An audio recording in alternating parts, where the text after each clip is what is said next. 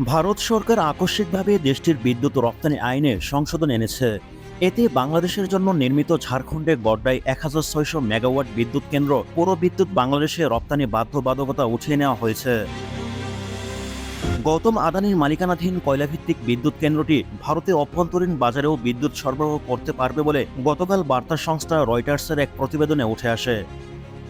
বাংলাদেশ বিদ্যুৎ উন্নয়ন বোর্ডের সঙ্গে আদানি গ্রুপের চুক্তিতে কয়লাভিত্তিক বিদ্যুৎ কেন্দ্রটি উৎপাদিত বিদ্যুতের পুরোটাই বাংলাদেশে রপ্তানির শর্ত ছিল। তবে মোদী সরকার দেশটির বিদ্যুৎ রপ্তানি বিধিতে সংশোধনী আনায় আদানি গ্রুপের গড়াই বিদ্যুৎ ভারতে বাজারে সরবরাহ আর কোনো বাধা থাকল না। ভারতের কেন্দ্রীয় বিদ্যুৎ মন্ত্রণালয় ১২ আগস্ট প্রকাশিত এক স্মারক অনুযায়ী প্রতিবেশী দেশে আদানি বিদ্যুৎ সরবরাহ নিয়ে ২০১৮ সালের বিধিতে সংশোধনী আনা হয়। এতে বলা হয়েছে, পণ্য কিংবা আংশিক সক্ষমতা ব্যবহার না হলে ভারত সরকার অভ্যন্তরীণ বাজারে বিদ্যুৎ বিক্রির সুবিধার্থে ভারতীয় গ্রিডে এ ধরনের উৎপাদন কেন্দ্রের সংযোগ স্থাপনের অনুমতি দিতে পারবে।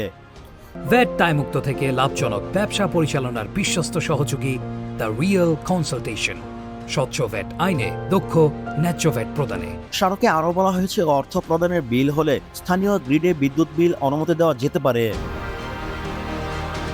এদিকে বিগত ১ বছরেরও বেশি সময় ধরে আদানি বাংলাদেশে বিদ্যুৎ বিক্রি বাবদ বিপুল পরিমাণ অর্থ পাবে পিবিডির কাছে। এই অর্থ পেতে ১ বছর ধরে আদানির পক্ষে গোষ্ঠীটি কর্ণধার গৌতম আদানি থেকে শুরু করে কোম্পানিটির উচ্চ পর্যায়ে প্রতিনিধি দল বাংলাদেশ সফর করে যান।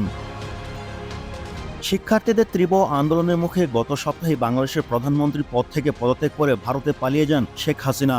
এর ঠিক ১ সপ্তাহ পর এমন পদক্ষেপ নিয়েছে দিল্লি। ১,৬০০ মেগাওয়াট ক্ষমতার আল্ট্রা সুপার ক্রিটিক্যাল গড়ডা বিদ্যুৎ কেন্দ্র পূর্ণ সক্ষমতায় উৎপাদন শুরুর পর এ উপলক্ষে আদানি গ্রুপের প্রতিষ্ঠাতা ও চেয়ারম্যান গৌতম আদানি বাংলাদেশ সফর করেছিলেন। সে সময় তিনি তৎকালীন প্রধানমন্ত্রী শেখ হাসিনাকে ধন্যবাদ জানান। তবে এই বিদ্যুৎ কেন্দ্র ঘিরে বাংলাদেশের স্বার্থ লঙ্ঘিত হয়েছে বলে অভিযোগ রয়েছে।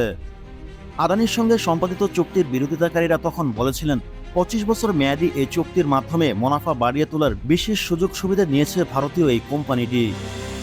এই বিদ্যুৎ চুক্তির দেশের স্বার্থবিরোধী উল্লেখ করে এটিকে সংশোধনী এমনকি বাতিলের দাবি তুলছেন তারা।